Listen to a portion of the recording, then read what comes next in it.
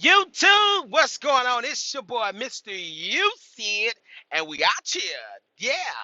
Listen, man, I appreciate everybody for coming through, joining in on my channel. Make sure you always like, share, and subscribe to me and post it all around the world. Okay, so it is my 6 month experience. I'm at 6 months right now as a truck driver. So I want to take this video and talk about a little bit about my experience, some things that I've learned, some stuff that I've gone through, and how I got to where I am today. All right. So I currently drive for Swift. Yeah, Swift Transportation. And for me, it's not all bad, and we'll talk about that. And then I'll make another video showing you as far as can you make money with Swift, and we'll talk about that later. But however, and I want to start from day one because a lot of people ask me, how do you like Swift, or is it good company? Are you making good money? What are you doing? What do you think about the company overall? So I'm gonna take this time and I'm gonna talk to you guys about it. So I went and got my permit, my CDL, and my training all at Swift Academy in Waco, Georgia. Okay. I was there for, I want to say, 3 weeks, and I can talk about the process. So what happens is, what I did, I made a decision that I was going to become a driver, and I went to Swift Academy, um, in Waco, Georgia. That first day I got there, day one was like, boom, we're gonna go do your drug test, we do your hair sample, we'll do all that. So let's talk about the hair sample, okay, and the drug test. Now, we started out, we started out with 16 candidates. I guess I'm using the correct word. 16 drivers, soon to be drivers, and maybe more. Actually, yeah. Anywho, 16 drivers. Okay, you do your drug test and your hair screening. So I went in there for, did my urinal, in the cup, did my thing, and at that time when I went, I had a full blown beard. I had a full blown beard. Like my beard was like dangling. Um, so the girl was like, we can tell. I'm like, you's not cutting my beard. You was not cutting the beard. Won't happen. So, and I had my hair, I was waving it up and stuff. I'm a little rough right now. We won't talk about that. So I was like, you're not cutting the hair. You ain't getting the beard. You ain't getting up under the armpits. I don't know where else you going to get it from. But you ain't getting it nowhere else. So I guess she thought that I was maybe trying to hide something. So I was like, you get it on my arm because I'm a hairy guy. Look, you see, I got hair on my arm. So long story short, to go ahead and get through the video, um, she cut both arms, both legs, hair. She shaved both arms, both legs. Okay, so did all that stuff. I was smooth as a fool, So I went and did my stuff. So that same day, we went straight to the book. We started learning stuff. Start going over, the combinations, air brakes, going over the general knowledge. I don't remember a lot of that stuff right now, but I remember enough. But we start going over all that stuff, learning everything, and moving right along, moving forward. I was unaware. Nobody knew that we had to take the permit test that Thursday. Now let me go back. I'm gonna pause. Let's pause. So when I went, once I applied for the job, and they get you your transportation like a bus or whatever it is to get there. So I called a bus from Savannah, Georgia to Atlanta, Decatur, Georgia. So when I got to Decatur, Georgia, the bus that picked us up on our itinerary, it took us to the Red Roof Inn. Once we pulled up with that guy, the driver, he was late anyways picking us up. Then he took us to the wrong hotel. Anyway, that's not even where we're supposed to be on that side of Atlanta. We were supposed to be in Waco, Georgia, which was maybe an hour and a half away. But anywho, once we pulled up at the hotel, right across the road at the Royal Inn or Royal something, it was tape, police crime scene everywhere. Somebody had just got shot and killed right there. before we pulled up, the dude had ran through. They said he ran through the Burger King, ran through all that stuff. The police came in there. Get out! There, get your gun down. Put it down. I'm not gonna shoot you. You know all that crazy stuff. So it was like, whoa, man, we missed all that. Was like, whoa, thank Lord. But you know, my prayers go out to the families of the ones of the lives that was lost. But it was crazy. So we ended up being in the wrong hotel. They came the next morning to come get us, and we was late.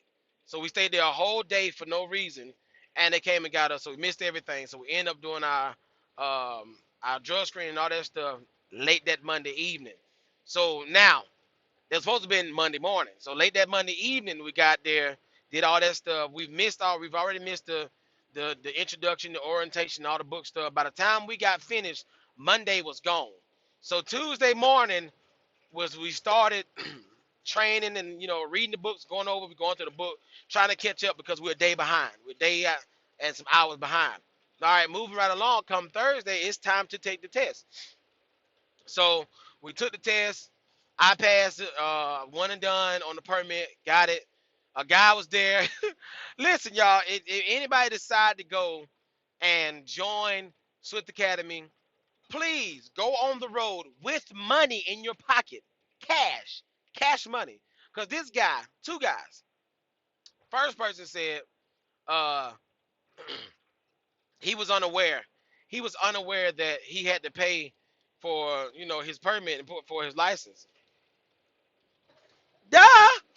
Who else gonna do it? Okay, they are already giving you transportation from the hotel to the academy, from the academy to the hotel, and you got free lodging while you're there.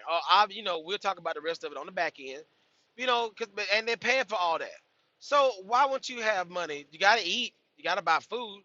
So you just come up here broke with nothing. Really? Who travels with no money? So he was like, I was unaware. I got to call my recruiter because I told them my situation, that I didn't have no money, blah, blah, and all this good stuff. At the end, they was like, bro, you just scheming. You playing a joke. So he just sat there. Me being me, I'm the type of guy to where, you know, I'm not rich, I'm not wealthy, but I would pay for you. I would pay for you to take the test and be successful because I want to see you be better. I want to see you be successful. So if I can help you in that, then why not? So, but then I had to take a step back and think about all the questions that he asked in the class during the learning. Was he really paying attention? He wasn't paying attention. Did he really learn anything? Because then now it'd be a waste of money. Because I go pay for you, pay this 40 something dollars for you, and you're gonna miss out on everything because every question he asked, he was always joking. He was always playing around. So I said, you know what? I'm not gonna do it. I thought about it. I even prayed about it. I talked to one of the other guys who was out there. He was like, man, I thought about the same thing. He said, but I just don't feel like he took it serious. So I didn't do it. Okay. Next guy, same situation. No money. But however, this was his story. He said that he had lost his wallet, lost his bank card and his ID and all that stuff like that. So you know, the bank froze his card and he couldn't get no money off the card, or or he just couldn't get no money. Period, out of the bank. So that happens. I've had that happen to me before. I lost my information, lost my license and all that stuff, and the bank froze everything, and then they sent me another one. They sent me a card. I'm with a different bank now to where I can just go in and then they'll print me one right there. And I was like, well, who you with? He told me who he was with. I said, look, man. I said, just go ask them. And I was talking about the instructors. Say, hey, whoever you bank with, see how far it is from here. Go ask them, will they take you to the bank for you to go inside? For you to go inside and say, hey, I lost everything. I just need to get some money out to get home. Here's my information. Here's my code, my access code. Because most banks, they ask you for a member ID or a member access code or verify your transactions that you with the last 30 days, as many as you can. So long story short, he was like, no, they told me I had to go back to my home city, my hometown, to in order for me to get them to unlock my bank because they was trying to withdraw $20,000 out the bank, bruh. I wish I had that little thing to go through, like, bruh. All right, so that raised a flag for me. So I'm like, so you got to go back, like, if you go to a branch, no matter what city you in, and you own money or you got an account with them, they will be able to assist you. They will be able to help you. I was in El Paso, Texas one time with BB&T, and I opened my account in Georgia, and I needed them to fix something, and I went to the branch, and they was able to fix it. It don't matter. That didn't matter. I had all my credentials. I had everything with me, and they did what I needed to do. Now, if you get into a situation where you swipe your card in different states and you're traveling, and then they put a freeze on it because they don't know, and they want to make sure, hey, we noticed that you've been in 4 and 5 different states, blase, etc. We want to make sure this is you. All right, cool. So moving right wrong, I was going to pay for him. When I asked him that question, and he was like, "Nah, man, I'm just gonna go home. Just gonna go home." Second guy, because I was like, I was going to pay for him too. So he was like, "Nah, I'm gonna go." I said, "Man, just call, ask them would they take you down to the bank." That was my leading you in, because if you say I could do that, yeah, and then you get on the phone and start calling them and say, "Hey, look, can y'all take me to the bank so I can get money out because I can't use my card. My card is getting declined, but I got money." They saying that it's frozen, but they said I can come to the bank, to the branch, and get the funds out. Can y'all take me down there? And they say yes. I would have right then said, "Hey man, like look, y'all don't worry about taking them down there right now. Hey bro, you good? You need to go take a breather, go get some water, relax, get your level down. I'll give you the money. Go ahead and take your test, and you just give it to me tomorrow or when we leave here." And that's something I would have done. However, he was like, "Nah, I'm just gonna go home, man. I ain't even worry about it. I'm just gonna go ahead. I ain't even gonna worry about it. I got my cousin them. I got my friends and family them. They still drive. I just go drive with them. You know what I'm saying? I go get my license when I get home. I ain't even tripping. Right. So that was just part of the experience. So once all that got happened and people didn't pass their test, only two of us passed that day. Only two of us passed that day. Everybody else got sent home. Right. They got sent home, and we go through the motions. We get on the yard. We got our card and all that stuff. We got there learning our straight line back and all stuff. Y'all made it to the hill. Yeah, we on the hill. We out there and all that good stuff. I get back. I'm on my way back to the room. I get a phone call. Hello. He's like, "Yes, this is Doctor." Blah blah blah blah blah blah blah. He's like, "Well, we're just calling to let you know that your drug screening and test results come in, and you tested positive with codeine." Well, he said something else, and I was like, "What's that?" He was like, "Hydrocodone or something like that." I'm like, "What's that?" He said, did you have a prescription?" Blah blah blah. I'm like, "What are you talking about? What is that? Is that?" I said, "Cocaine." He was like, "No, codeine." I'm like, "Codeine? What the hell is that?" He was like, "If you don't have a prescription, then we have to test you positive. We have to, and you fail your test, and blah blah. We have to let them know. So if you can't give me a subscription, blah blah blah, whatever." So I'm like, "Oh hell no!" Excuse me. So I go and I'm like, "No, I ain't had no prescription. I ain't take nothing." I'm like, "I had some ibuprofen," and he was like, "No, that ain't got nothing in it. Ain't got nothing to do with it." He said something had whatever. So I'm thinking. I talked to a friend of mine. She said, "Didn't you have the flu? Wasn't you sick? Did you have any medicine or something that with you? What did the doctors give you?" Now I'm looking and looking, and lo and behold, I found I found my prescription. It was Robitussin, something Tussin AC. And when I talked to the doctor, the examiner, the officer, he said, "All right," he said, "You're good, you're clear. Send me a picture, get your medical records and all that stuff." He said the AC, he said the C is the codeine. He said that's what uh peaked in your hair follicle sample. So I'm like, woo! I'm like, man, I'm not finna fail no drug test. I don't do none of that stuff. I don't smoke. I don't drink no what do you call that stuff? So that's what it was. So I just got hit in the head by something. Oh, by my light cord. So yeah, that happened, and it got everything squared away. It took a while. It took weeks because you had to go through the process, get the doctors, and the doctors, if you are watching, please, when people need their medical records, we need our medical release forms for a reason. We may be trying to get a job.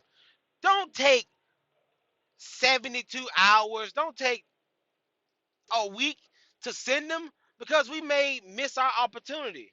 You know, so please be more um, mindful and be more courteous and understanding. And we know that you're a doctor, so you got patients. You go to different hospitals, but help us so we can help you. All right. So I done learned all my stuff, got cleared. You know, I'm working on my pre-trip, learning my pre-trip. For me, pre-trip was the most important thing. Shout out all my friends and family. Pre-trip was the most important thing for me. You know, I had to learn that verbiage. Now, bent, bolt, crack the damage, everything proper, mounted, secure. All nuts and bolts associated is present and tight. Nothing's worn, torn, or frayed. There's no abrasion, bruises, or cut. Therefore, I should have no leaks. I should have no audible leaks, blah, blah, blah, whatever. I don't know. I could be missing some stuff, and there's no illegal wells. I don't know. And my mirrors are probably adjusted me. And I'm just talking about the verbiage, okay?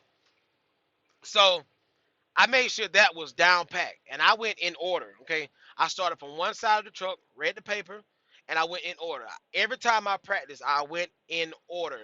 I went in those steps. I did it in that order every single time. I didn't skip nothing. I didn't change. If I'm gonna practice, we had A through D.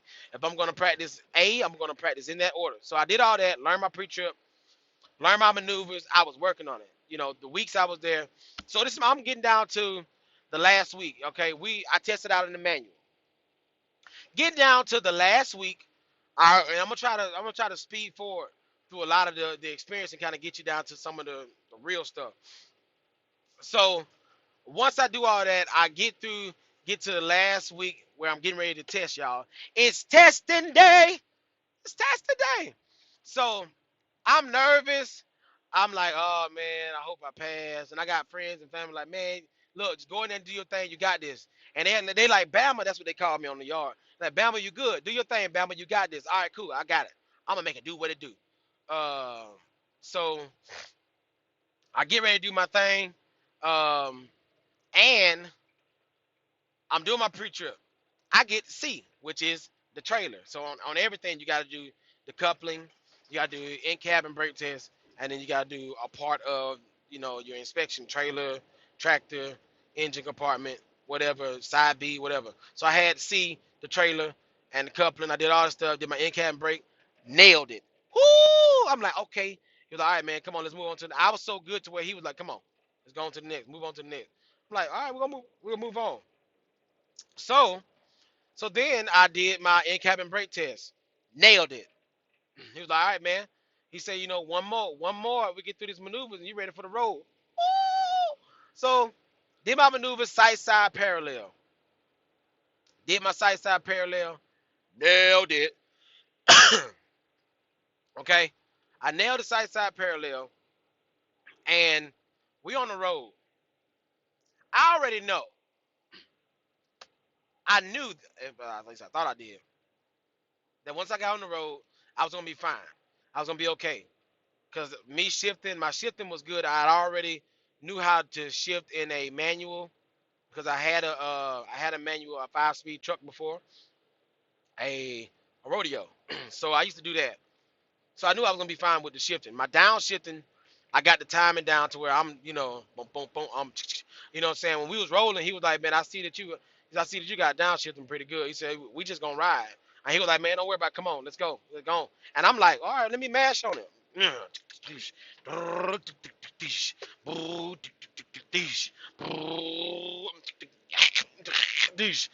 didn't grind on gears. I mean, I grind on one or two, but now I'm not grinding gears. So we do all that. Okay, this is a 30-minute road test. So we're down to the last 2 minutes. Maybe one, two, three, 4 turns. 4 turns to get you back past to where you say they say you pass or you back to the academy. Not even 4, but anywho, I'm home. I'm on a home stretch. Coming down a road, 4 lane, okay? two oncoming, two ongoing, whatever you want to say, how you say it, east, two north, and two south.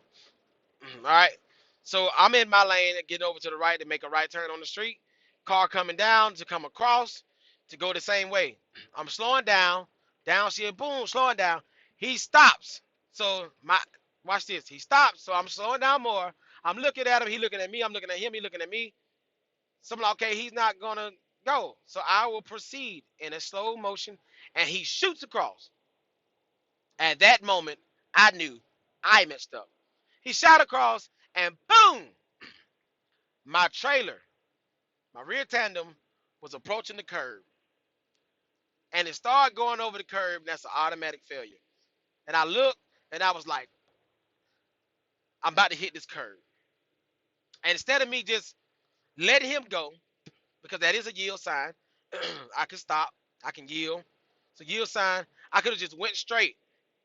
I should have just went straight, in which I said it because he asked me. He was like, "You know what to do." He said, "I know you knew what to do. You just let them mess you up and take you out of the game." He said, "But I saw what you was about to do." Yeah, because I started to stop, but I didn't want to jerk the truck. I didn't want to boom, boom, boom, and then that might be a point or something and get failed. So I should have just went for it, make a hard button hook because there was nobody in the other lane coming across to go the opposite direction. I could have just ate all that up, took that 1 point, and I'd have been on the road. So I had to sit a whole other week in school. All right. So finally got out, got my license. I was supposed to get a trainer that backed out on me. So they said it was gonna train me, backed out. Ended up getting another trainer. He was awesome. He was amazing. And we'll talk about him. I'm gonna try to speed up some more. So he was amazing. He taught me everything I need to know. I won't say his name on here. I don't know if you want me to say his name. But got in the truck with him. Our first load was from Atlanta, from the terminal in Atlanta. He was like, "All right, man." He said, "I hope you're ready to drive." And I'm like, "Yeah, I hope you're ready. I hope you're ready to drive too, buddy." And so we go get this load from Atlanta from the terminal. We take it to Arkansas, Bentonville. It's a Walmart run. Drop it off at Walmart. Pick up another load in Oklahoma, and that one is going to Phoenix, Arizona, a place in Phoenix, Arizona. So that means I got to drive on the 40, and I got to go on the 17. I think it's 17 to 16. 17, I believe. Flagstaff. First day out. So when you're driving, those of y'all that's going through that want to go to the academy, you have to do 50 hours solo driving time while the mentor is sitting in the seat, watching you, monitoring you, making sure you're checking your mirrors, making sure you're being safe, making sure you're watching your following distance, making sure you're just doing everything you're supposed to do in a safely manner. So in my first 18 hours, I'm going on the mountains. Okay, it's summertime. I'm like, "Ooh, I'm ready. Let's go."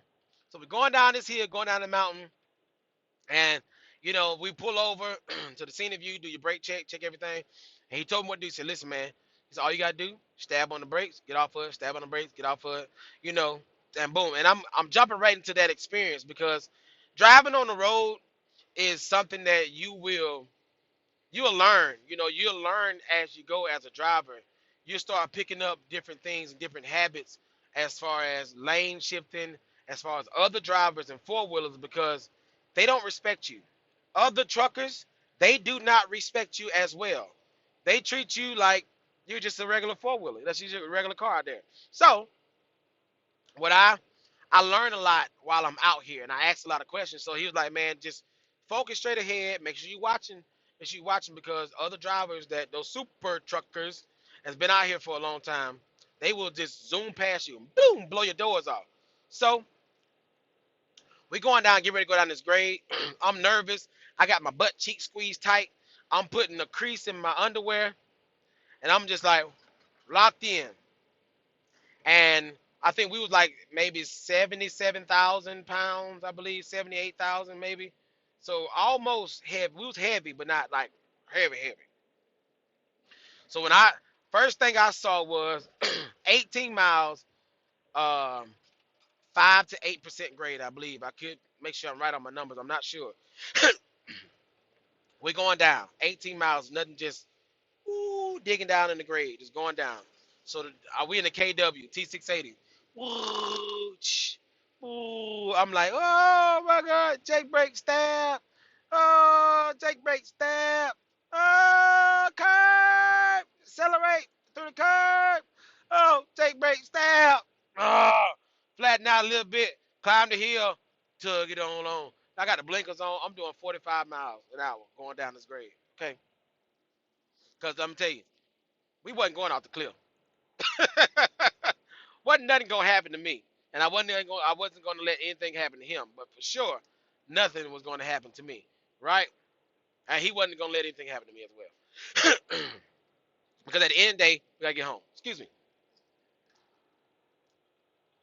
I'm not sponsored by them.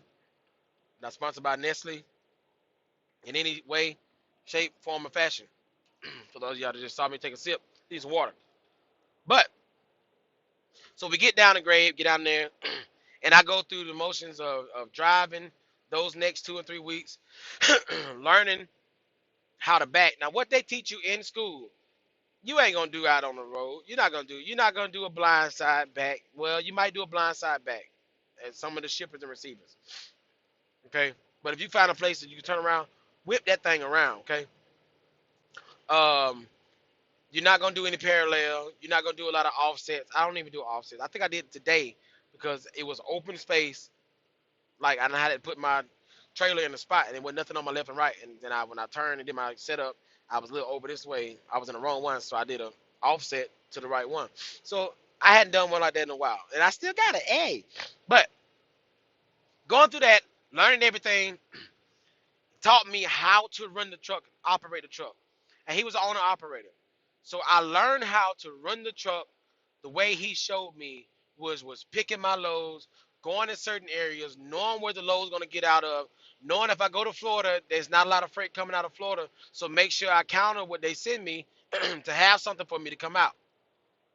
If I go to Pennsylvania, it ain't gonna be too many loads coming out of there. I might have to deadhead a lot of miles, to get to another load. Or if I go to Jersey, or any of these places, so make sure you checking. If I go on the West Coast, they're gonna only send you further west. If you want to get home every 2 weeks or every 2 to 3 weeks, stay in the mid east. Stay in, like, don't go no further than Texas. Choose your routes and choose them to where you're only running 400 miles, 400 to 300 miles in that route, in that run. Right now, I'm leaving out of Macon, Georgia, going to Lexington, Kentucky. That's 480 something miles. Okay. In one day, I can drive 480 something miles. I can drive that in one day. So if I can get there and it's a dropping hook, drop it out today, pick up another load, do a 10, take that load 370 something miles, drop off, pick up something else, take that load 270 something miles. I'm maxing my miles throughout the week versus me just getting 1,000 mile run and I can't deliver until 3 days later. Okay, and I'm not making any money. So we'll talk about that part on my next video, y'all. Stay tuned, and I'll drop it right here. Boop, I'll drop it in the description. So once he taught me how to run everything, run the truck, operate the truck, I learned how to run it as an owner operator or as a lease purchase operator. That's how I learned how to do my runs, and that's how I started making good money. Now, the first truck I started in, I got and I tested out in Phoenix, Arizona. Let me backtrack because I think I skipped that. So once I did my 50 hours by myself, my 200 hours, and my rest of my hours with the trainer. So that means, listen, do not get it confused. 200 hours. So you got 50 hours of just solo driving. The trainer don't touch the wheel. Okay. And then after those 50 hours, you are what's considered a super solo. That means you get loads that's team drive loads, but you drive as much. Drive 10 hours a day. You drive 10 hours every day. Because if I drive 10 hours a day for 5 to 6 days, that's 60 hours a week. Okay, then do it the next week, that's 60 hours that week. That's 120 hours with only 30 hours left, maybe, if my math is correct. Get in there and get out. Don't be the one to where you, I want my trainer to drive, or some trainers may want you to drive 6 hours and they drive the rest. You drive six, they drive the rest. They extending the time that you're there because they make $1 a mile while you on the truck, dollar and some change.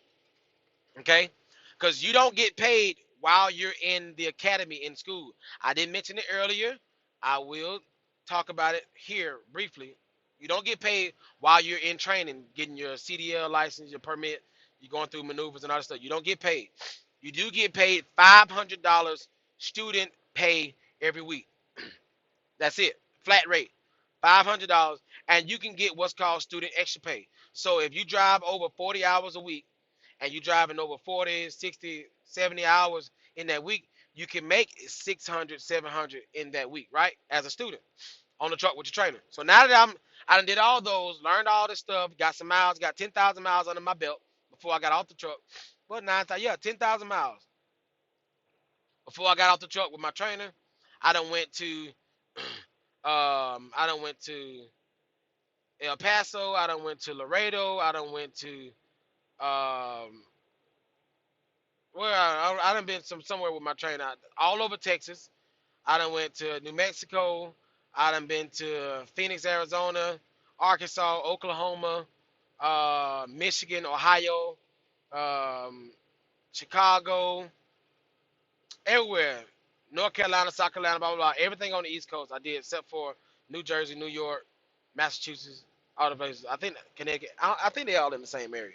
I think, hopefully. But anywho, I did all that stuff with him. All right. Get through.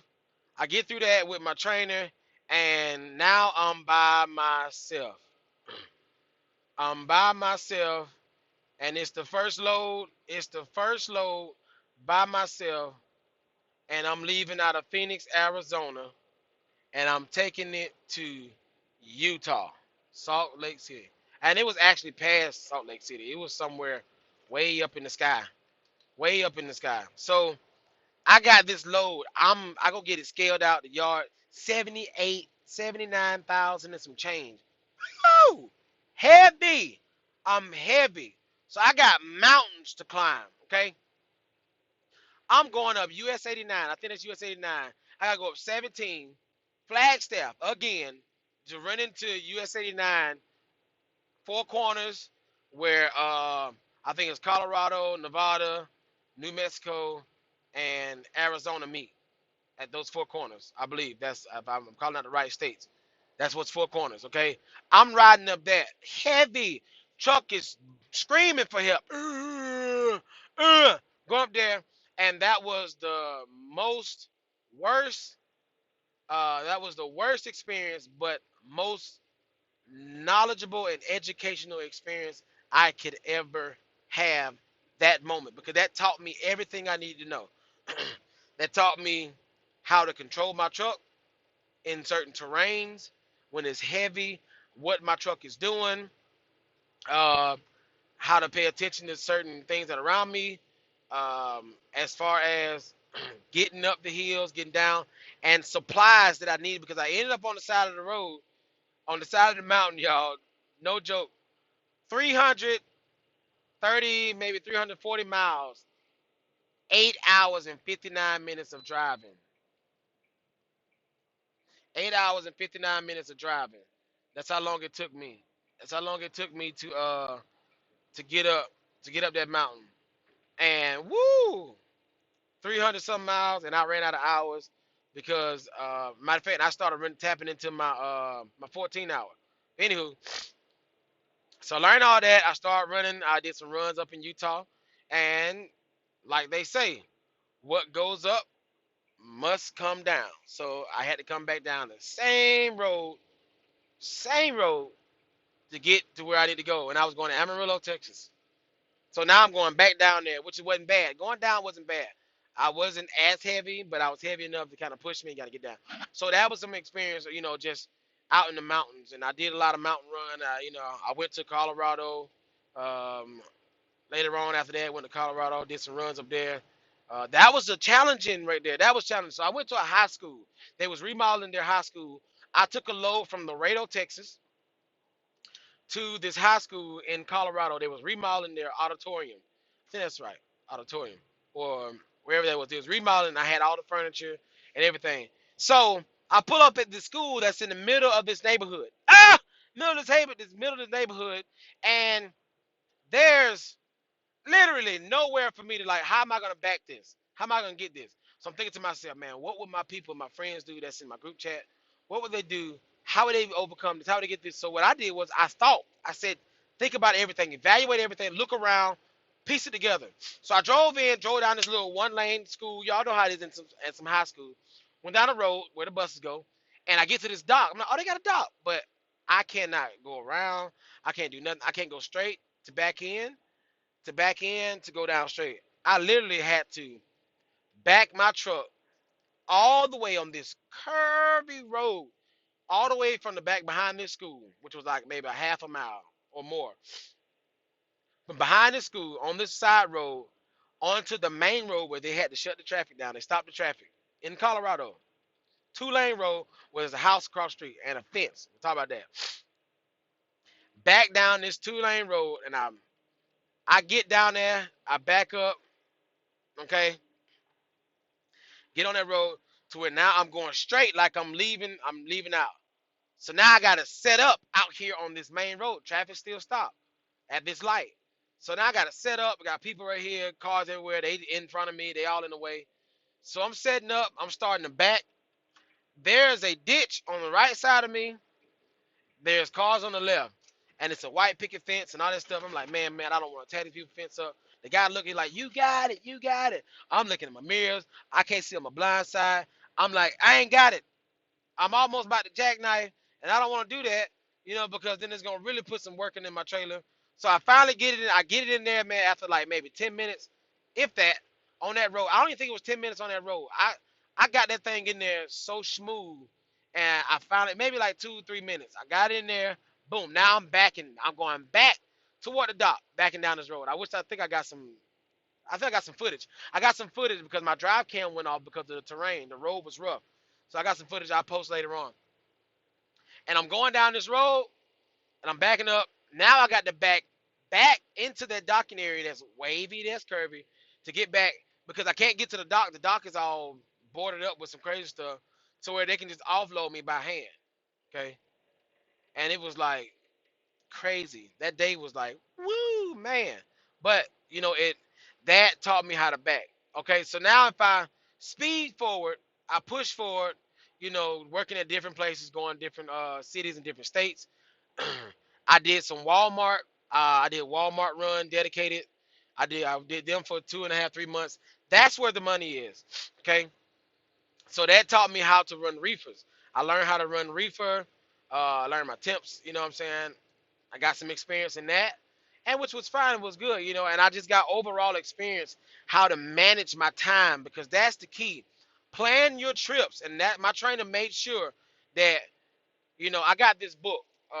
Let me see if it's up here. I keep it near and dear to me. Some days, most of the time, yep, I keep it near and dear to me. I got this book, and he made sure that because he had one. This book right here, okay, Pocket Truck Stop Guide. That book generally gives you all the truck stops that you need on the highway and where you're going in certain places. It kind of gives you all that. You know what I mean? Um, it kind of tells you all that stuff. So, so it's like, man, I was so grateful for that to get that, have that book and have everything. But anywho, I'm looking at, I don't know, it's a lot going on this highway. Police out, and they just made me lose my train of thought. But all that experience when I was working for Walmart, learning everything with them, and they zooming right past me. I wish y'all can see it. Um, Learning everything. I learned how to manage my time and manage my clock by making sure I do my pre-trips at a certain time for however long I'm doing, 15 minutes, and then or more. Sometimes it may take me 30 minutes or 45 minutes, however long it take you to do a pre-trip. Pre-trip is based on you. But okay, you just keep on speeding. I do that, and then I also plan out where I'm going to stop. Okay, I want to know. I want to make sure I'm going to stop in a specific location in an area to where I can do my 30, get up the road. I still have hours left to where I'm not just stopping and stopping, eating up my 14. All right. So that's the key. Make sure you plan your trips. Check the areas, check the weather, check the routes you're gonna take. See if it's all highway or if it's trying to run you through some back roads. Whether can you go that way or can you stay on the highway? Are you restricted in certain states on the interstate to where you have to take the 285, the interchanges and the inner and outer? Make sure you have to you plan your trips out. So I learned all that stuff and I learned how to calculate my miles and put everything together to where I can make money and get so getting to today, getting to the day, moving right forward, it took every bit of me asking questions. Okay. And I still, to this day, sometimes call my trainer. Hey, look, man, I got an issue with this trailer. I got an issue with this load because I can't scale. Or well, when I scale, especially when it came down to moving tandems. I was woo. It was bad. I need to move these tandems, and how can I do it? You know, make sure you ask questions. Get involved with people that you can network with, that where you can ask questions and you can learn from them, so where they can teach you certain stuff. When it comes down to knowing how to manage your truck, how to manage your loads, and how to do everything properly. I have right now on Facebook. You can find me on Facebook, Mr. You See It, or you can join my Facebook group, Truckers Mansion. It's the Truckers Mansion official page on Facebook, and it's got a lot of drivers in there. We got over 1,000 people in there: drivers, brokers, realtors, dispatchers, and people that can help you and connect with you in certain areas of where you want to be and teach you as far as how to be a better trucker. And that's how I learned from being connected with those people in the group to teach me what I need to know. And I learn from them and I ask questions and I take what they say as takeaways and I build. I build my career. I build everything that I'm doing based off the information and the knowledge that they have, because these guys been out here as a whole. If you put them together, they have, I think we said, over 100 years of trucking. I mean, over 80 years of trucking maybe together. So you think about all that knowledge, all those years of not having to deal with, you know, the ELDs, being on paper logs or no logs, or having to go to the truck stop and you using the Atlas to get wherever you want to go, or you calling your dispatcher, your broker, or whoever to say, hey, look, I'm at this place, longitude, coordinates, blah, blah, blah, whatever not. I'm ready. I need another load. And they telling you how to get there over the phone, telling you what the load, the BOL number is, and you got to literally go back in your truck and then pull up all the information. You get to the next truck stop. You call them and say, all right, I made it to this place. Where do I go from here? The trucking industry has evolved into a more technology-driven company worldwide, nationwide. So no matter who you go with, whatever company you decide to drive for, make sure you gather yourself around people, you pay attention, you ask questions, you do your research, and make sure it's beneficial for you. Okay? Because I make good money. There are some days where it go down, and then there are times where I'm up there. Okay, and I'll share that information. I'll show y'all some check stubs, not all, a bunch of stuff. Just show you how to do small miles, big money, small miles, large miles, less money. And I'll show you the difference on how I did that on another video. So man, it's your boy, Mr. UC. Always remember to make sure you like, share, and subscribe to my channel. Let people know. Find me on Facebook at Mr. You See It. You can find me on Instagram at underscore Mr. You See It underscore. Find me on there for more information. And man, y'all have a safe and blessed day. And you see it. We out here. That part.